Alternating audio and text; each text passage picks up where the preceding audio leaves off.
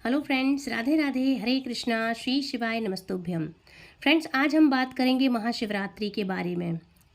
और महाशिवरात्रि कब है, इस दिन हमें क्या करना चाहिए। तो फाल्गुन मास के कृष्ण पक्ष की चतुर्दशी तिथि का विशेष महत्व होता है, क्योंकि इस दिन को महाशिवरात्रि के रूप में बहुत ही धूमधाम से लोग मनाते हैं। ये बहुत ही धूमधाम से इस दिन को सेलिब्रेट किया जाता है। प्राचीन मान्यताओं के अनुसार इस दिन भगवान शिव और माता पार्वती जी का विवाह हुआ था। इसी दिन भगवान शिव ने गृहस्थ जीवन में प्रवेश किया था। महाशिवरात्रि के दिन भगवान शिव का पूजन और उनका जल अभिषेक करना बहुत ही पुण्यदायी माना जाता है। मान्यताओं के अनुसार इस दिन शिवलिंग का जल से अभिषेक करना चाहिए। जल है, दूध है, शहद है, शक्कर है, इन सब चीज़ों का मिश्रण मिला करके अलग अलग तरह से, और भस्म है, जो भी उनका सामग्री होती है, उन सब से आप भगवान शंकर जी का, शिवलिंग का आप अभिषेक कर सकते हैं। ये दिन बहुत ही खास होता है, इसलिए ये रुद्राभिषेक आज के दिन आप करवा सकते हैं। चाहे मंदिर में करवाएं, चाहे पार्थिव शिवलिंग बना के करवाएं, या घर में कोई छोटा सा ही शिवलिंग क्यों ना हो, आप उसमें भी रुद्राभिषेक करवा सकते हैं।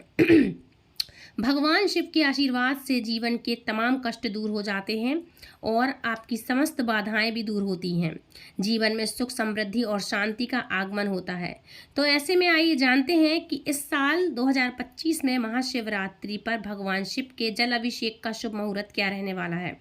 साथ ही इस दिन किस विधि से भगवान शिव का आपको अभिषेक करना चाहिए, कैसे किया जाता है अभिषेक। और हिंदू पंचांग के अनुसार इस बार फाल्गुन महीने के कृष्ण पक्ष की चतुर्थी तिथि 26 फरवरी दिन बुधवार को सुबह 11:09 से प्रारंभ होगी, जिसकी समाप्ति होगी 27 फरवरी गुरुवार को सुबह 8:54 पर।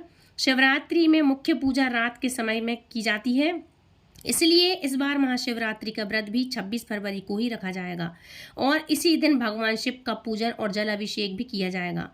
महाशिवरात्रि के दिन भगवान शिव का जल अभिषेक ब्रह्म मुहूर्त से ही प्रारंभ हो जाता है। हालांकि इस दिन भगवान शिव का जल अभिषेक करने के लिए जो सबसे उपयुक्त समय है वह सुबह का है, और इस दिन सुबह 6:48 से लेकर के 9:41 तक ये रहने वाला है। ये समय है जो शिवलिंग का या भगवान शिव का जल अभिषेक करने के लिए सबसे उपयुक्त समय रहने वाला है। अगर आप किसी कारण से सुबह के समय जल अभिषेक ना कर पाए तो इसके बाद का दूसरा समय है, तो वो है 11:07 से लेकर के दोपहर को 12:34 के बीच में। इस समय भी आप जल से शिवलिंग का या किसी भी चीज़ से जो अभिषेक की चीज़ें होती हैं रुद्राभिषेक की, उनसे आप पूजा कर सकते हैं, रुद्राभिषेक कर सकते हैं। घर में, मंदिर में, वो आपके ऊपर है। तो इस तरह से इस समय के बीच में भी आप जल चढ़ाया जा सकता है, अभिषेक कर सकते हैं, पूजा कर सकते हैं। इसके अलावा दोपहर में 3:26 से लेकर के शाम को 6:09 तक समय रहने वाला उपयुक्त। फिर रात का भी समय है। इसके बाद रात में 8:53 के मध्य रात्रि में, मतलब जो होगा 53 के बीच में 12:01 तक भगवान शिव की पूजा और जलाभिषेक का शुभ मुहूर्त रहने वाला है। इसके बाद इस बार 26 फरवरी दिन बुधवार को ब्रह्म मुहूर्त और समय का सुबह 5:01 से लेकर के 6:04 तक रहेगा। सूर्योदय होगा सुबह 6:53 पर, सूर्यास्त होगा शाम को 6:02 पर। इस बार महाशिवरात्रि का पर्व बहुत ही दुर्लभ और शुभ संयोगों में मनाया जाने वाला है। इसमें शिव योग और सर्वार्थ सिद्धि योग है। जो ये शिव योग और सर्वार्थ सिद्धि योग, मतलब ये योग बन रहा है जी, बहुत ही शुभ है। इसका मुहूर्त रहेगा 11:41 तक रहने वाला है। और इसके बाद में सिद्धि योग, मतलब सर्वार्थ सिद्धि योग बनने वाला है। इसकी शुरुआत होगी 11:41 से लेकर के 6:02 तक, और 7:31 तक ये रहने वाला है राहु काल, जो कि अशुभ मुहूर्त माना जाता है। ठीक है, ये दोपहर का समय है जो 3 बजे तक रहेगा इसका। और इसके अलावा महाशिवरात्रि के दिन भद्रा भी लग रही है। भद्रा का शुभ मुहूर्त नहीं होता है, और ये आपके ऊपर, अपने शास्त्रों के ऊपर डिपेंड करता है कि भद्रा कहाँ है। पृथ्वी लोक पे है, पाताल लोक में है, या स्वर्ग लोक में है। 3 जगह भद्रा का वास होता है। तो देखो, भद्रा भी लग रही है इस दिन। भद्रा का समय रहने वाला है सुबह 1:18 से लेकर के 10:05 तक। भद्रा को बहुत ही अशुभ मुहूर्तों में गिना जाता है, इसलिए इस समय कोई भी शुभ कार्य करने से आपको बचना चाहिए। जब भद्रा रहती है तब कोई भी शुभ काम बिल्कुल भी ना करें, इससे बचा जाता है।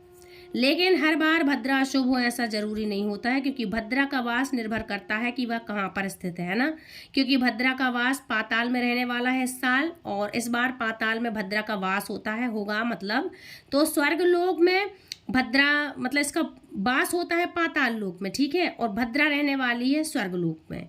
स्वर्गलोक में भद्रा का वास होता है और पृथ्वी लोक पर अशुभ नहीं मानी जाएगी, इसलिए इसका वास जब जब ये वहाँ रहेगी तो इस अपनी पृथ्वी पर इसका शुभ सहयोग मतलब आप कभी भी कर सकते हैं पूजा, ये अशुभ नहीं माना जाएगा, क्योंकि यहाँ रहेगा ही नहीं वो चीज़, तो फिर अशुभ कैसे होगी, है ना। वैसे भी इस बार शिवरात्रि का महासंयोग है, तो भद्रा का कोई भी अशुभ प्रभाव महाशिवरात्रि के दिन पड़ने वाला नहीं है। आप पूजा पाठ या जलाभिषेक आराम से कर सकते हैं। महाशिवरात्रि के व्रत में रात के समय या प्रदोष काल के समय मुख्य पूजा की जाती है। तो अब आपको बताते हैं निशिता काल के शुभ मुहूर्त, प्रदोष काल और 4 पहर की पूजा के शुभ मुहूर्त। तो देखो, जैसे दिन भर होता है महाशिवरात्रि का दिन, एक रात पहले से शुरुआत हो जाती है कि 12 बजते ही शिवरात्रि का पर्व लग गया, फिर पूरा दिन होता है, और पूरी रात में भी जब भगवान की शादी होती है, उनके शुभ ये जो होते हैं मुहूर्त होते हैं, तो कब कब आप कर सकते हैं, मंदिरों में उस हिसाब से चलता है इसका समय। तो घर पे भी यदि आप जागरण करेंगे तो आप कर सकते हैं, क्योंकि इस समय भगवान शिव जागृत अवस्था में होते हैं पृथ्वी पर। तो देखो, मैं आपको बता देती हूँ इसका जो प्रदोष काल का और 4 पहर का जो मुहूर्त है वो आप नोट कर लेना। तो शुभ मुहूर्त के बारे में 26 फरवरी दिन बुधवार को प्रदोष काल के शुभ मुहूर्त रहने वाले हैं, जो शाम के समय से शुरू होंगे 5:04 से लेकर के 7:10 तक। निशिता काल का शुभ मुहूर्त रहेगा रात को 12:09 से लेकर के 12:59 तक, मतलब 1 बजे तक, ठीक है। और जो भी भक्त उपवास रखने वाले हैं उन भक्तों को इन मुहूर्तों में ज़रूर पूजा करनी चाहिए। हो सके तो जितने भी शुभ मुहूर्त हैं उन सभी में आप पूजा कर लें, कर सकते हैं तो कर लें। यदि संभव ना हो तो किसी भी एक मुहूर्त में, चाहे प्रदोष काल में, निशिता काल में, जो भी आपके सामर्थ्य के अनुसार हो, तो आप उस समय पूजा या जलाभिषेक, फिर से रुद्राभिषेक करना चाहते हो तो आप वो कर सकते हैं। अब जानिए 4 पहर की पूजा के शुभ मुहूर्तों के बारे में, ये भी आप नोट कर लें, यदि करना चाहें तो कर सकते हैं। तो प्रथम पहर की पूजा का समय रहने वाला है, रहेगा इसका शाम को 6:19 से लेकर के 9:26 तक। दूसरे पहर की पूजा का शुभ मुहूर्त रहेगा रात को 9:26 तक, मतलब 9:30 बजे तक, करीब 5 मिनट कम, 9:26 से लेकर के मध्य रात्रि 12:34 तक।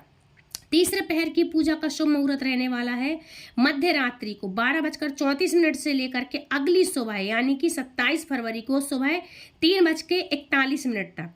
और चौथे और अंतिम पहर की पूजा का शुभ मुहूर्त रहने वाला है उस सुबह के 3:41 से लेकर के 6:48 तक ये मुहूर्त रहेगा। और शिवरात्रि में चतुर्दशी तिथि की मध्य रात्रि से लेकर के अगले दिन तक की पूजा मतलब की जाती है। जो भक्त होते हैं वह रात भर जागरण करके चारों पहरों में पूजा कर सकते हैं, जलाभिषेक कर सकते हैं, अलग अलग सामग्रियों से भगवान शिव को प्रसन्न कर सकते हैं। जिनके लिए सभी मुहूर्तों में पूजा करना संभव हो वह सभी चरणों पहरों में पूजा कर सकते हैं। तो जो लोग ऐसा ना कर सके, मतलब नहीं कर पा रहे हैं, किसी प्रॉब्लम में या नहीं कर पा रहे हैं, तो वह प्रथम पहर में भी पूजा कर सकते हैं। इससे टाइम ना हो, बीमार हो, कोई दिक्कत हो, सो जाते हो जल्दी, तो इस चरण में भी आप जो मैंने मुहूर्त बताया है इसके अकॉर्डिंग आप कभी भी पूजा कर सकते हैं। महाशिवरात्रि में सारा दिन व्रत रख करके अगले दिन जल चढ़ाने के बाद ही व्रत खोला जाता है।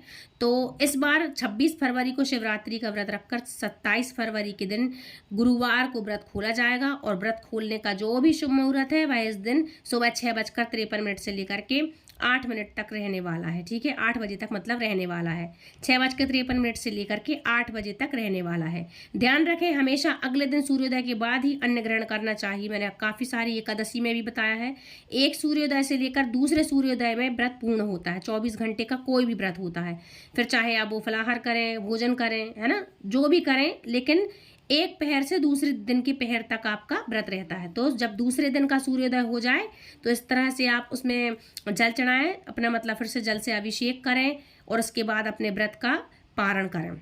अच्छा, जिस दिन आप व्रत करेंगे, आप दूसरे दिन अन्न ग्रहण कर रहे हैं, तो इस दिन आप दूसरे दिन अन्न ग्रहण करें। और बहुत से लोग निराहार रहकर निर्जल व्रत भी रखते हैं, तो उन्हें सुबह की पूजा करने के बाद और जल चढ़ाने के बाद ही अपना उपवास खोलना चाहिए, ठीक है। और महाशिवरात्रि के दिन ब्रह्म मुहूर्त में आप उठ करके और फिर से महादेव का ध्यान करना चाहिए आपको। और इसके बाद स्नान करके सभी देवी देवताओं का ध्यान करें, भगवान शिव की आराधना करें, उनको जल चढ़ाएं। आसपास शिव मंदिर हो तो वहाँ जा करके कर सकते हैं, नहीं तो घर में भी करें। दूध, दही, शहद, गंगा जल, इन सब पंचामृत इत्यादि मिला करके सभी चीज़ों का मिश्रण करके अलग अलग आप भगवान का अभिषेक करें। और अगले दिन मतलब शिवलिंग के पास नहीं हो तो आप मिट्टी के भी मूर्ति के साथ आप कर सकते हैं पूजा, और शिवलिंग बना करके भी आप ये पूजा कर सकते हैं। इसके बाद अक्षत, मौली, चंदन, बेलपत्र, सुपारी, मौसमी जो भी फल हो वो, और नारियल का ध्यान रखना। आप नारियल चढ़ाएंगे या पूजा करेंगे या कहीं पे भी, तो नारियल को शिव जी के लिए आप चढ़ाएं नहीं, तोड़ के नहीं, मतलब साबुत नारियल चढ़ाते हैं। नारियल भेंट स्वरूप चढ़ाते हैं शिवलिंग पर या शंकर जी पर। शिव जी की पूजा में नारियल को यदि आप चढ़ाते हैं तो पूरा भेंट स्वरूप चढ़ाएं, उनको फोड़ते नहीं, ना उनका जल स्पर्श हो सकता है शिवलिंग पे, ये पूजा खंडित हो जाती है।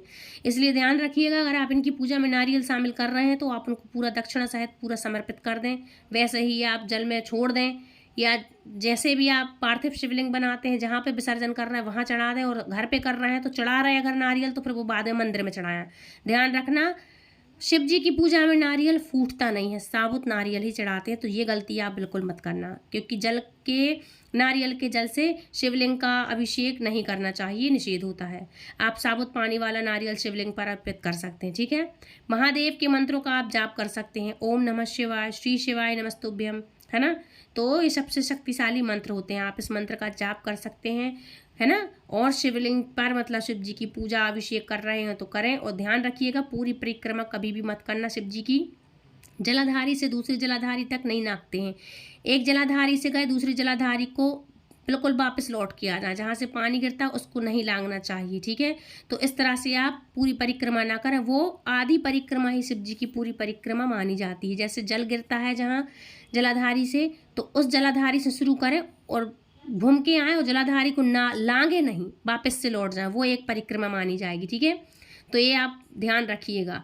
अच्छा, इसके बाद धूप दीप जला करके महादेव को फल, मिठाई समेत जो भी सात्विक चीज़ें हैं उसका आप भोग लगा सकते हैं। और कथा का श्रवण जरूर से करिएगा, अगली वीडियो में आपको कथा की लेके आऊँगी, नहीं तो वीडियो लंबा हो जाएगा। और अंत में कपूर जला करके आरती करने के बाद सभी में प्रसाद वितरण करें और भक्तों में आप जरूर से बांटें। और व्रत रखने वाले भक्तों को व्रत करने के दौरान शिवलिंग पर चढ़ाया हुआ प्रसाद ग्रहण नहीं करना चाहिए, ये ध्यान रखना। जो डमरू के आकार का शिवलिंग बना होता है, यदि वो कहीं पे भी आप पूजा कर रहे हैं मंदिर में, तो वो चढ़ाने के बाद आप ग्रहण नहीं करेंगे, वो मंदिर में ही चढ़ता है। नर्मदेश्वर जो शिवलिंग होते हैं उनका छेवा हुआ चढ़ा हुआ आप जो भी फल है, मिठाई है या प्रसाद है, वो आप भोग लगा के ले आ सकते हैं और खा सकते हैं। अच्छा, अगले दिन व्रत का अगर आप पारण कर रहे हैं तो वो चढ़ाए हुए वो चीज़ जो मैंने बोली है, जो भी प्रसाद चढ़ाया है, वो आप उसमें व्रत खोलने के समय आप वो खा सकते हैं। व्रत पारण के समय उसी सामग्री में आप व्रत खोल सकते हैं और उस प्रसाद से आप अपना व्रत खोलें। और इस दिन अपने सामर्थ्य के अनुसार आप दूध, दही, घी और जो भी चीज़, शहद है, इन सभी सामग्रियों का आप अभिषेक करें। और साथ ही साथ आप चाहें तो दान भी कर सकते हो, उसका दान जरूर करना चाहिए। नंदी बैल की पूजा करें, गौ माता की पूजा कर सकते हैं। गौ माता को यदि कहीं हो सके तो हरे घास की व्यवस्था कराएं तो वो कर सकते हैं। और नंदी के समक्ष घी का दीपक भी जलाएं तो जला सकते हैं। और नंदी बैल पर एक मुट्ठी साबुत हरे मूंग जरूर से चढ़ाइएगा। जैसे मंदिर में जाते हैं तो पैर के पास जो पैर खड़ा रहता है, राइट वाला पैर जो नंदी का, वहाँ पर आप हरे मूंग के दाने हैं जो साबुत वाले, वो अर्पित करें। उससे आपकी कोई भी मनोकामना होगी तो वो पूर्ण हो जाती है ना। जैसी आपकी मनोकामना हो, आपके जीवन में जो भी समस्या, बाधा आ रही हो, उसे दूर करने के लिए सच्चे मन से महादेव से प्रार्थना करें और शिवलिंग के समक्ष बैठ करके ओम नमः शिवाय मंत्र का जाप करें। नहीं तो गौरी शंकर सीताराम, जय पार्वती शिव सीताराम करके आप इस मंत्र का जाप करें। ये तो कोई भी व्रतधारी कर सकता है, जो शिव भक्त हो वो कर सकते हैं, दीक्षा ली हो वो करें, ना ली हो वो करें, इससे कोई दोष नहीं लगता है। अगर आप ये पार्वती माँ के साथ, इनका संपूर्ण परिवार के साथ, राम, कृष्ण और शंकर, पार्वती, इन सब का तीनों का मिलाकर आप मंत्र करेंगे तो कोई दोष नहीं लगेगा। ये कोई भी मंत्र का उच्चारण आप कर सकते हैं। मंत्र फिर से बता दूं, गौरी शंकर सीताराम, जय पार्वती शिव सीताराम, यथासंभव इस चीज़ का आप जाप करें। शिव चालीसा का पाठ कर सकते हैं, इससे रोगों से मुक्ति पाने में आपको सहायता मिलेगी, मुक्ति मिलती है। कोई यदि बहुत ज़्यादा बीमार है तो महामृत्युंजय का आप जाप कर सकते हैं, चाहे तो घर में, चाहे तो आप मंदिर में या किसी से करा सकते हैं। ध्यान रखिएगा, अगर मृत्युंजय का जाप करेंगे तो रुद्राक्ष की माला से करिएगा, या फिर स्फटिक की माला से कर सकते हैं, लेकिन रुद्राक्ष की माला ही बेस्ट रहती है, तो इससे करिएगा। भगवान शिव सहित माता पार्वती जी का भी आप पूजन करें, है ना। यदि कुंवारे लोग इस दिन विवाह की इच्छा से व्रत रखते हैं तो पूजन करते समय उनके विवाह में आ रही बाधाएं दूर होती हैं, जो महादेव, माता पार्वती, शिव परिवार की पूजा करते हैं। और यदि दाम्पत्य जीवन में मधुरता लाने के लिए पूजा करते हैं तो आप इन दिनों कोई भी मीठी चीज़ शिवलिंग पर चढ़ाएं। चाहे तो आप 5 मीठे पान ले जाएं और चढ़ाएं, और शिव परिवार को 5 मीठे पान चढ़ाएं, और फिर बाद में वो घर पे लेके आएँ और आप सभी लोग वो प्रसाद के रूप में खाएं। और या फिर गन्ने के रस से आप भगवान शिव का अभिषेक करें। मीठी चीज़ चाहे तो गुड़ घोल करके गंगा जल में, नर्मदा जल में, पानी में मिला करके गुड़ थोड़ा सा घोल करके अभिषेक करें, ये ज़रूर से अर्पित करना चाहिए। घी आप चढ़ाएँ, घी डाल करके, है ना, शक्कर डाल के कर सकते हैं, शिवलिंग पर अर्पित कर सकते हैं। जवा चढ़ाएँ, इससे आपके जीवन में मधुरता आएगी, आपकी इच्छाएं पूरी होंगी। ठीक है, तो फ्रेंड्स ये थी आज की वीडियो। आई होप आज की वीडियो आपको पसंद आई होगी, कितने सारे उपाय भी मिल गए आपको। तो यदि आपको मेरी वीडियो पसंद आई तो प्लीज़ वीडियो को लाइक, शेयर, कमेंट करें, चैनल सब्सक्राइब करें, और इसकी कथा अगली वीडियो में, नेक्स्ट वीडियो में आएगी, तो मेरे चैनल को सब्सक्राइब कर लें ताकि आने वाली हर एक वीडियो की नोटिफिकेशन सबसे पहले आप तक पहुँचे, इसी तरह की इंपॉर्टेंट जानकारी आप तक सबसे पहले पहुंच जाए। और आप अपने सभी भाई बहन, मित्र, फैमिली, रिश्तेदार सभी तक ये वीडियो शेयर ज़रूर करें ज़्यादा से ज़्यादा, क्योंकि काफ़ी सारे इसमें उपाय भी हैं, तो शायद कब कौन सी वीडियो आपके काम आ जाए हम नहीं जानते, इसलिए दूसरों तक शेयर ज़रूर करिएगा। तो फ्रेंड मिलती हूँ नेक्स्ट वीडियो में, तब तक के लिए Radhe Radhe, Hare Krishna, happy Mahashivratri once again, Hare Krishna, Hari हर।